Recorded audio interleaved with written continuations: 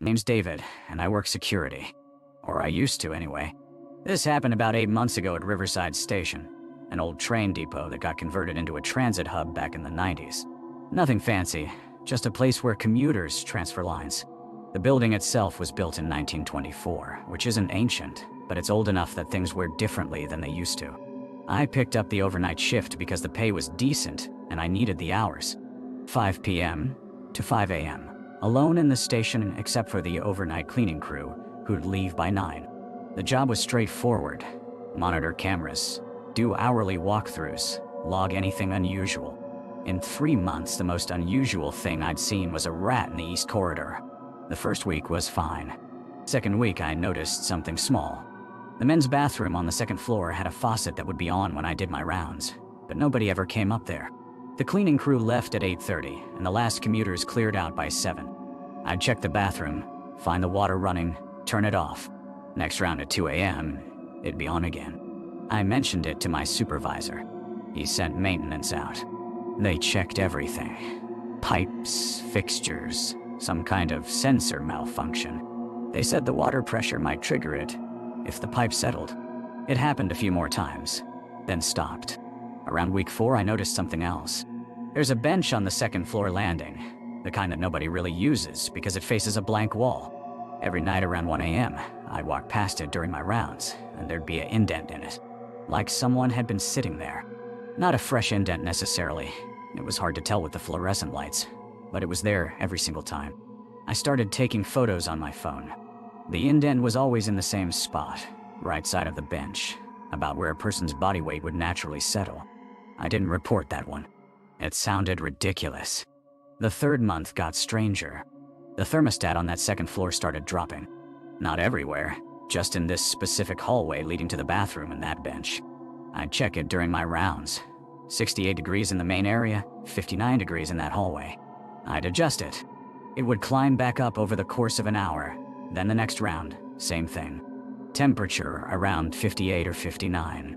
Management had the HVAC company come out twice. Both times, they said the system was functioning normally. No blockages, no leaks, no mechanical reason for a localized temperature differential. I started dreading that hallway. It wasn't the cold exactly. It was the way the cold felt. Concentrated, deliberate somehow. I know that sounds irrational. I understand how that sounds. By month 4, I'd stopped doing that hallway during my rounds. I'd walk to the bottom of the stairs, look up at the landing, confirm the security gate was locked, and move on. My supervisor asked me why my camera logs showed incomplete rounds. I didn't have a good answer. I told him I was being thorough elsewhere. He wasn't satisfied, but he didn't push it. Then one night, my 4th month in, around 3:15 a.m., I was in the main lobby doing some paperwork at the desk when my monitor flickered. The camera feed from the second floor went to static for maybe 3 seconds, then came back. I checked the other cameras, all normal. I got up and checked the physical camera on that floor. It was mounted fine. Lens was clean, nothing visibly wrong. I went back to my desk and watched the monitor. The feed came back clear, showing the empty hallway, the bench, the bathroom door. Everything normal. Except the bench. The indent was deeper than I'd ever seen it. I pulled up the timeline from the camera system. There was no moment where a person appeared on screen. Just a continuous feed of an empty hallway, and then a much more pronounced depression in that bench seat. No one had walked up those stairs. The second floor door was still locked from the inside. I have the only key, but the indent was there. I didn't go up there that night. I called my supervisor first thing in the morning and told him I quit. I didn't explain why in detail. I just said the job wasn't working out. He asked if I wanted my last check mailed or if I'd come in to pick it up. I never picked it up. My old roommate finally grabbed it for me 3 months later after repeated requests from payroll. I drove past Riverside Station about 5 months after I left. I looked up at that second floor window as I passed. The window that faces the bench. For just a second, I thought I saw someone move past it. But the station was closed that day. They'd started renovations. I don't work security anymore. I process insurance claims now. Daytime hours, surrounded by people.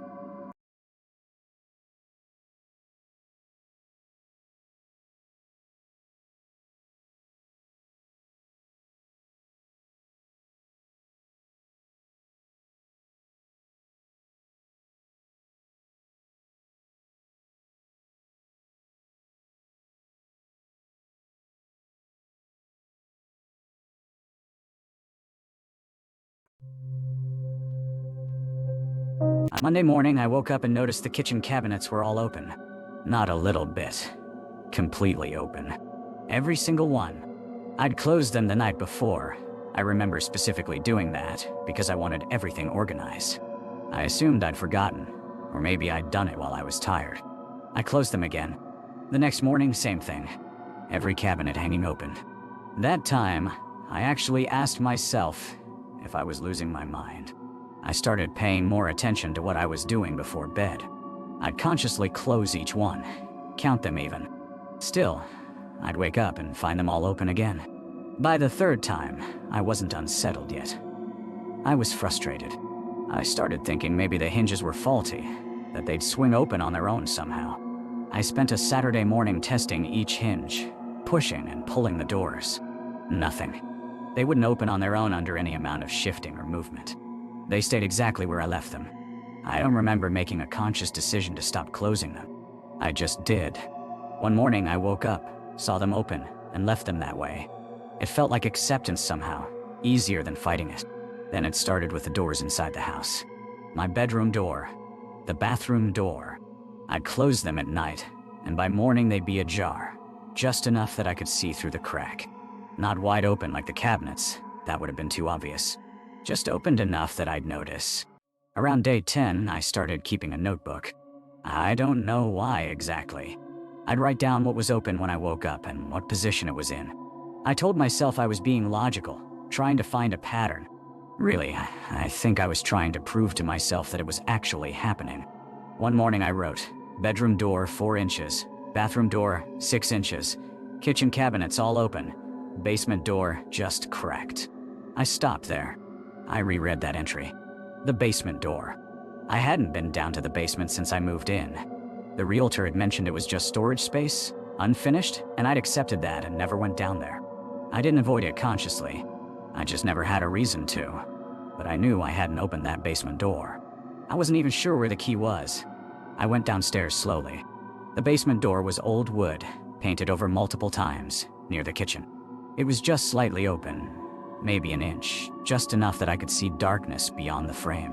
I reached out and pushed it open more. The hinges groaned. It smelled like old stone and something else, something like water or minerals. The stairs descended into black. I didn't go down. I told myself it wasn't necessary. I closed the door and locked it instead. There was a key in the lock. I'd somehow not registered that before. I turned it twice, listening to the lock click into place. That night I slept upstairs with my bedroom door locked from the inside. The next morning, everything was as I'd left it. The bedroom door was locked. The basement door was locked. The kitchen cabinets were closed. For a moment, I felt something like relief. Maybe it was done, whatever it was. Then I went to the kitchen and opened a cabinet at random. Inside, I found a coffee mug. It wasn't mine. I'd bought new mugs when I moved in, plain white ceramic. This one was old, with a faded pattern of blue flowers and a small chip on the rim. I took it out and turned it over. On the bottom was a date, 1987. I opened another cabinet. Another mug, this one with a dark brown stain inside, also from the late 80s. I opened another, and another. By the time I'd checked half of them, I'd found 17 mugs, all of them old. None of them mine, all from decades ago. I stood there holding one of them, trying to think rationally. Maybe they'd been left by the previous owners. Maybe the realtor or someone had put them there as some kind of weird prank. But why would anyone do that? And how had they gotten past me? I called the realtor that afternoon. Her name was Susan Hale. She answered on the second ring, and I could hear something in her voice change the moment I mentioned the mugs. "How many did you find?" she asked. "I don't know. Maybe 20. I didn't count them all." "Don't open any more cabinets," she said. I remember exactly how she said it. Very quiet, like someone might be listening. "Don't look for them." "What are they?" I asked. "The previous owner collected them," she said. She collected them obsessively. Her family found almost 300 of them when they cleared the house after she died. After she died? She lived there alone for almost 40 years. When she stopped answering calls, her sister went over and found her in the bedroom. She'd been there for almost a week. The doctor said it was her heart, probably. But she was very thin when they found her. I didn't ask any more questions that day. I hung up and walked back to the kitchen. The cabinets seemed to be waiting for me. I closed them all very carefully and went to get a garbage bag. I didn't throw the mugs away. I don't know why not. Instead, I packed them into a box and put the box in the basement. I had to unlock the basement door to do it, and I left it unlocked after that. It felt important somehow to leave it open. A kind of understanding.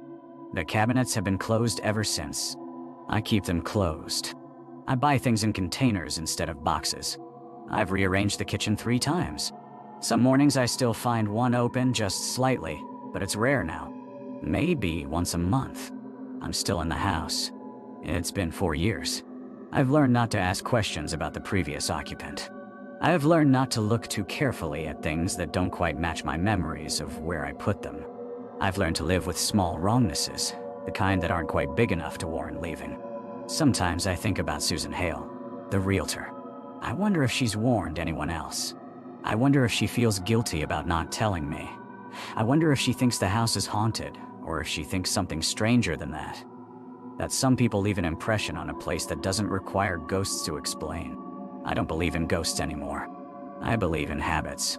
I believe in the weight of routine. I believe in how absence can shape a space. And I keep the cabinets closed.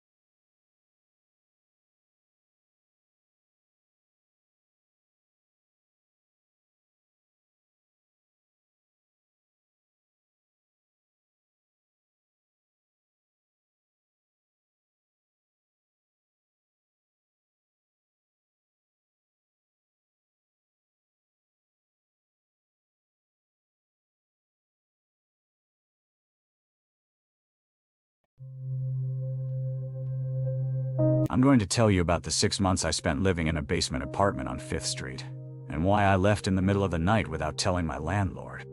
The place was cheap, really cheap. That should have been my first warning, but I was broke and desperate. The landlord, this older guy named Mr. Chen, seemed normal enough.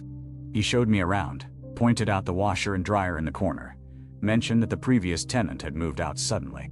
He said it like it was just a fact. The way you'd mentioned the water pressure was good. The apartment itself was fine. Studio setup, low ceilings because, well, basement. Small windows at ground level where you could see people's feet walking by. The walls were concrete, painted white. Nothing fancy, but I'd lived in worse. I moved in on a Tuesday. That first week, everything was normal. I'd go to work, come home, sleep. The usual routine. But around day 8 or 9, I started noticing something small. The smell. It wasn't bad, not like mold or decay. It was more like stale air mixed with something metallic. I figured it was just because basements smell like basements. I opened the windows as much as I could. Then I noticed the cold spot. It was in the corner of the apartment, right by the kitchenette. Specific area, maybe 3 feet by 3 feet. I'd be standing there making coffee or washing a dish, and I'd feel the temperature drop. Not dramatically, just enough that I'd rub my arms. I checked for drafts, looked for cracks in the seal around the window. Nothing obvious. I mentioned it to my friend Sarah when she came over. She said maybe the concrete was just a bad insulator. That made sense, so I didn't think about it much. But then the noises started. Not loud, not dramatic, just sounds. I'd hear them mostly at night, between about 2 and 4 a.m. I'm a light sleeper, so I'd wake up. The sounds were like something shifting, like something heavy being dragged across the floor, but very slowly. Or sometimes like the walls were settling. Old buildings do that. I'd listen for a few minutes, tell myself it was normal, and go back to sleep. The thing is, after about 2 weeks of this, I realized I was waking up at the exact same time every night. 2:47 a.m. I don't know how I knew the time so precisely. I just did. I'd open my eyes and think, it's 2:47, and then I'd hear the sound. Not always. Maybe 4 nights out of 7. But it was consistent enough that I started noticing the pattern. I never actually saw anything move. That's what made it strange. The sounds had no visible source. I'd get up, turn on lights, walk around. Everything was where it should be. Nothing disturbed. Nothing out of place. Just the sound, like something in the walls or under the floor. And then nothing.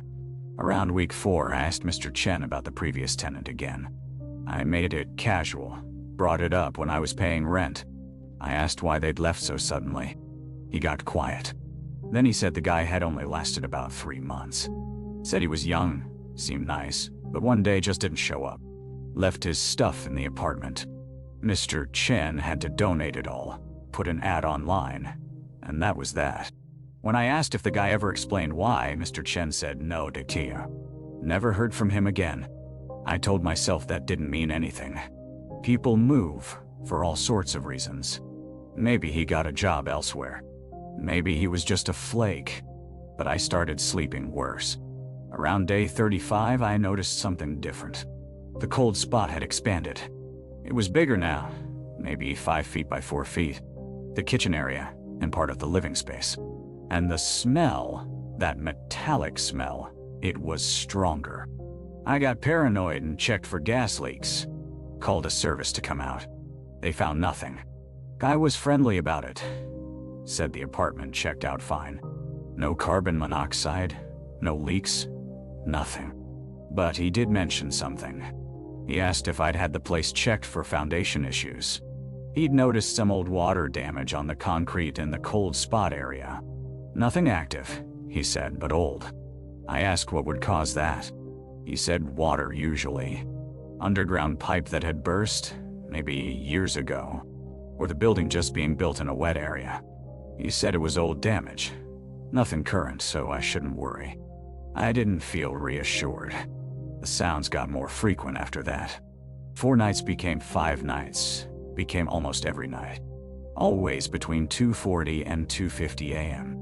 Always that shifting, dragging sound. And I started to feel tired during the day. Not just normal tired, exhausted.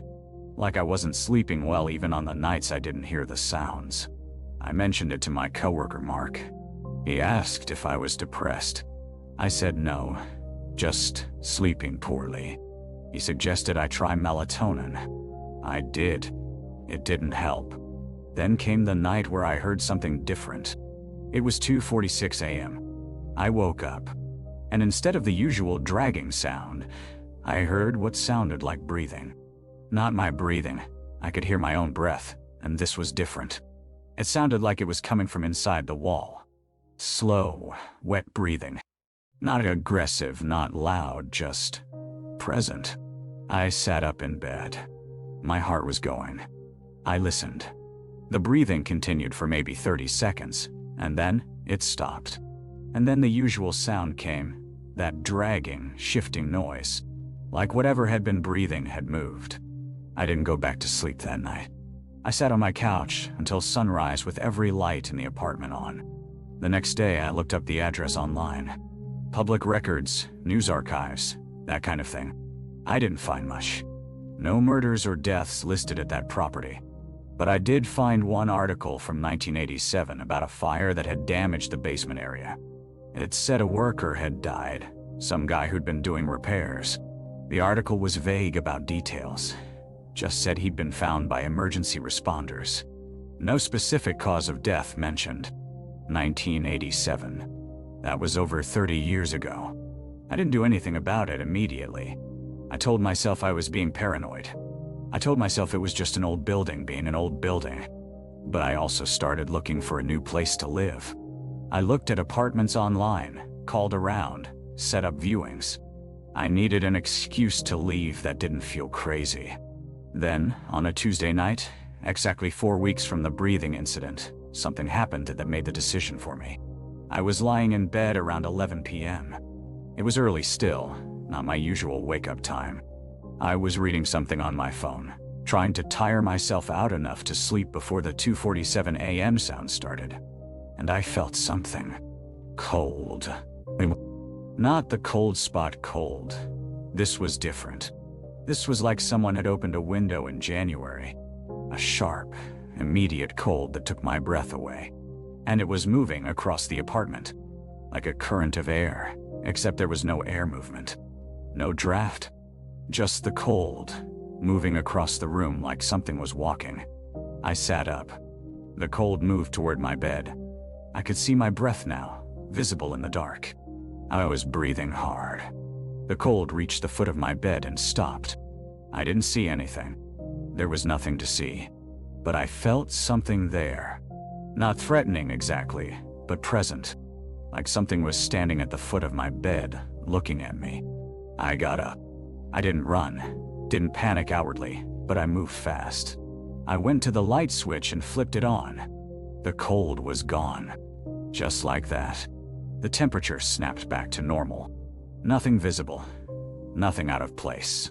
I packed a bag right then. I called Sarah and asked if I could stay at her place. She said yes without asking questions. I think something in my voice told her I was serious. I left the apartment and didn't go back. I called Mr. Chen the next day and told him I was breaking my lease. I said it was a personal situation, nothing about the apartment. He didn't fight me on it. He said okay, and that was it. No argument about the deposit or the remaining rent. When I asked him to return my security deposit, he did it immediately. No questions. I'm not saying the apartment was haunted. I don't know what it was, but I know what I experienced, and I know I couldn't stay there. The guy who lived there before me probably experienced the same things. Maybe he lasted 3 months because that's how long it took for him to hit his limit. I've looked at the listing a few times since then. The apartment is still for rent. The price keeps dropping. There's usually high turnover with basement units, I know that. But this one seems to turn over faster than most. I'll never know for certain what was in that building. But I know it was something, and I know it wasn't done with me. If I'd stayed much longer, I honestly don't know what would have happened. But I could feel the difference. My hands would get cold enough that I'd have to put on gloves even though I was wearing a long-sleeve shirt. I mentioned it to Derek, another maintenance guy who worked days. He said he'd never noticed anything, but he also said he tried not to spend much time down there if he could help it. I asked him why. He wouldn't give me a straight answer. Just said the older guys talked about that section being off, but he didn't believe in any of that stuff. After about a week of the temperature drop, I started hearing sounds I couldn't identify. Not voices. More like movement. The sound of something shifting or sliding against the concrete walls. It happened when I was in that corridor, but when I'd stop and listen carefully, it would stop too. The moment I started moving again, I'd hear it. Like something was moving in sync with me, just out of sight. I was seriously considering asking for a different shift when the valve incident happened. There's a maintenance valve in that west corridor. A large shut-off valve for the main water line serving the old pediatric wing. One morning, I was scheduled to inspect it as part of routine checks. I walked into the corridor, and the valve was leaking. Not a slow drip. Water was actively pouring out of the connection point. This was strange because I had been down there 3 days prior, and the valve was fine. Completely fine. I checked my logs. No one else had been assigned to that section. I called it in immediately because a leak like that could cause serious water damage above, and I waited for Derek to come help me. While I waited, I noticed something else.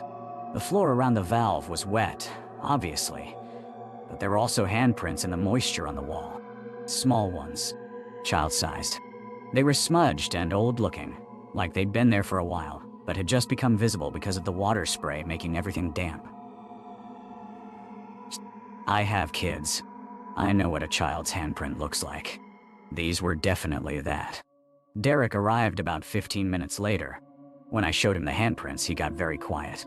He told me to help him shut the valve off and then we could talk. We got it closed, and the water stopped. As it was draining, Derek pointed to something I hadn't noticed. On the wall behind the valve, carved into the concrete, were letters. They were old, weathered, maybe from decades ago. I could barely make them out, but it looked like initials. A J and what might have been an M. Derek said we needed to report this to the hospital administrator, not just our supervisor. I asked him why. He finally told me something. Back in the 1950s, when they built that expansion, there was an incident. He didn't have all the details, but he'd heard from an old-timer named Frank, who retired years ago, that a young patient, a girl, had gotten lost in the tunnels during construction. The workers found her 3 days later, hypothermic and delirious. The hospital covered it up because the tunnels weren't supposed to be accessible to patients. But Frank said the girl never fully recovered mentally. She spent the rest of her life in a state hospital about 50 miles away. We filed the report. The hospital sent someone down to document the handprints and the carved initials. They took photographs. They had a structural engineer look at the valve. It was old, he said, but there was no mechanical reason for it to fail that day. Not really. The hospital decided to seal off that section of tunnel. New wall, concrete, the works. They rerouted the water line through an alternate path. I was reassigned to work in the upper tunnels near the basement level. I didn't ask questions. I still work at Ashford. The rest of the tunnels are fine. Normal temperature, normal lights, normal sounds. But I still think about that corridor sometimes. I think about a child in the dark, cold tunnels 60 years ago, confused and scared. And I think about the fact that we never do really disappear from the places we're lost in. We just become part of them. I quit about 2 months after they sealed the tunnel. Got a job at a different facility. Sometimes I wonder if Derek still gets assigned that way, or if the whole tunnel network still bothers him. I never asked. Some things are better left unexplained. But I never forgot those handprints, or the feeling I had down there when the lights were flickering. The feeling of something waiting for acknowledgement. Something that had been waiting for a very long time.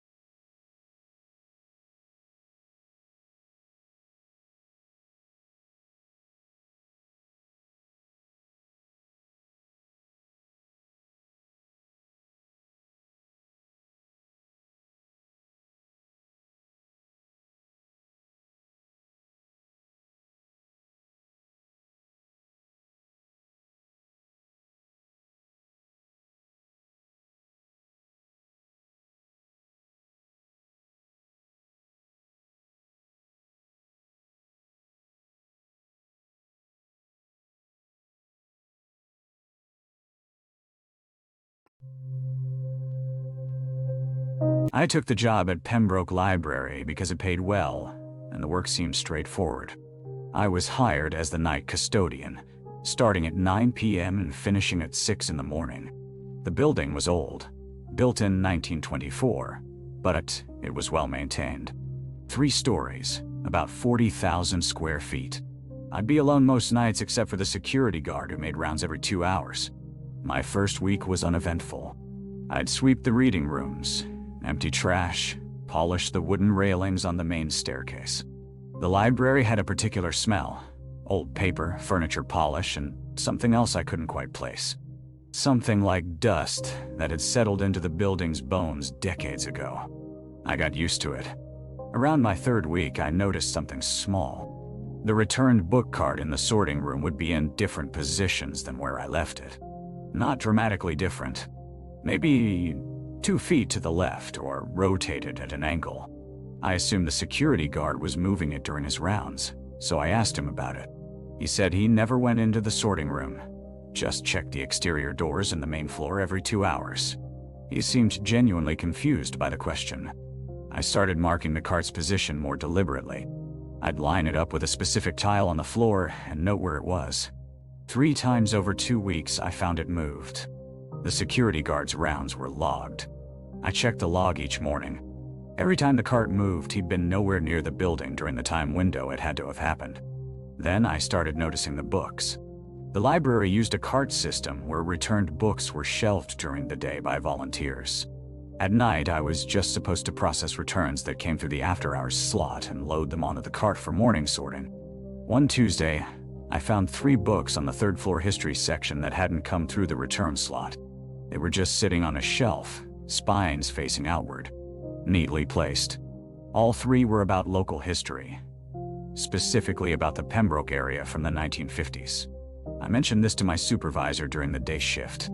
She said returns sometimes got misfiled, and not to worry about it. But it bothered me because these books had been checked in. There were due dates on the cards inside them, and they were all due 2 days prior. I became more methodical. I started a small notebook where I'd list anything out of place. A chair pushed in at a study table when I'd swept around it earlier. A light on in the microfilm room when I was certain I'd turned them all off. Pencils arranged in the reference desk drawer in a specific pattern, not scattered the way I'd left them. The pattern escalated around week 6. I came in one night and found the entire biography section on the second floor reorganized. Not reshelved in the proper order, but rearranged into clusters based on subject matter. It had taken someone hours. The Dewey Decimal System had been completely ignored. Someone had deliberately sorted them by hand. By theme. Biographies of educators in one area, biographies of businessmen in another, musicians in another. I reported this. My supervisor said maybe the day volunteers had done inventory. I pulled the volunteer log. No one had signed in that day. The building had been locked from 6 p.m. onward. I considered quitting. I genuinely did. But I also felt something I'm struggling to describe. Not quite compelled, but curious. And maybe stubborn. I wanted to understand what was happening. So I started staying after my shift ended. At 6 a.m., when I would normally leave, I'd hide instead. I'd go into the storage room behind the main desk and wait. I wasn't sure what I was waiting for. The first time I did it, nothing happened. I sat there for 2 hours and heard nothing except the building's normal creaks and the hum of the HVAC system. The second time, I heard footsteps. They were on the second floor, moving slowly between the stacks. The footsteps were deliberate and measured. They'd stop, pause for maybe 10 seconds, then continue. They moved through the biography section, the section that had been reorganized, and then progressed to other areas. I stayed in the storage room. I didn't come out. The footsteps continued for about 40 minutes, then gradually faded. I never heard them leave. They just stopped being there. I told myself it was the security guard, but I'd checked his route before. He never came inside the building between my shift and the day crew arriving. He checked doors and windows only. On my 8th week, I came in and found a book sitting on my custodian cart. Not in the sorting pile, just sitting there on top. It was a staff reference book about the library's history, published internally in 1987. I knew this book. It was usually kept in the administrative office upstairs. I'd never touched it. I opened it. There were annotations in the margins. Careful handwriting in black ink. Notes in several different places, all in the biographies section discussion. The notes were about donors. Specific donors from the 1950s. Names. The handwriting had underlined one name 3 times, Margaret Ashford. I searched the system for Margaret Ashford. She'd been a major donor to the library in the 1950s. She'd funded an entire renovation. There were photos of her in the old donation plaques near the main entrance. She died in 1957. That night, I didn't hide.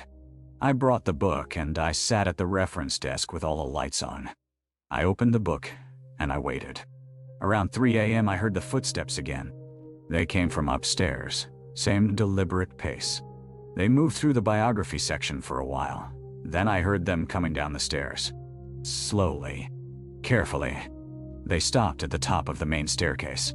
The footsteps didn't come down. They just stopped. I sat there at the desk, the book in front of me, and I waited. My heart was going, but I tried to keep myself still. After maybe 2 minutes, I heard a sound I can't quite describe. It wasn't quite a sigh, and it wasn't quite a breath. It was almost like air being released from somewhere deep in the building's structure. The footsteps turned around and went back upstairs. I left the book on the reference desk that morning. My supervisor found it and returned it to the administrative office. She asked why I'd had it. I said I was doing some research on the library's history. That was 3 months ago. I still work the night shift. The cart still moves. The books still get reorganized. The footsteps still come on certain nights, but the annotations have stopped. And I've never found another message. I think whatever was trying to tell someone something found who they needed to tell. And now they're just staying, moving through the building at night, keeping their section organized the way they preferred, existing in the quiet spaces. I don't feel afraid anymore. Sometimes I hear the footsteps and I just keep working. I leave the biography section alone. And on nights when I hear that exhaled breath at the top of the stairs, I acknowledge it silently and go back to what I'm doing. Because some presences aren't hostile. They're just trying to remain, the only way they know how. Noticed the wife kept looking at the thermostat, and the attorney, the older gentleman, was sitting with his arms crossed tight. It was still probably 65 degrees in that room. I could see their breath getting faint. Is anyone else cold? I asked. The husband said yes. The wife said she felt fine, but she was rubbing her arms. I suggested we move to a different conference room. I was about to stand up when the wife suddenly stopped looking at the thermostat and looked directly at the empty chair. The seat I had originally pulled out for her. The one next to the window. Her eyes just stayed on it for a few seconds. "Let's stay," she said quietly. "Let's finish here." I looked at her husband. He wasn't looking at the chair. He was looking at his wife. We continued, but the energy in the room had changed. It wasn't that anything happened. It was that nothing did. It was completely silent except for my voice. No one asked questions. No one wrote anything down. The attorney's jaw was clenched so tight I could see the muscle working. When we finished, they thanked me. They were polite, but the wife wouldn't look back at the room as she left. Mr. Fletcher called me the next Monday. The deal fell apart. The client's attorney had advised them against the purchase entirely. He'd said something about wanting to avoid conflict. That's what he told the clients. But the wife, apparently, had told her husband she didn't want to own that space. She didn't want to put employees there. When he asked her why, she said something felt wrong. I had planned to ask her what she meant, but I never got the chance. A week after the meeting, I decided to go into the boardroom myself. It was a Friday night around 8.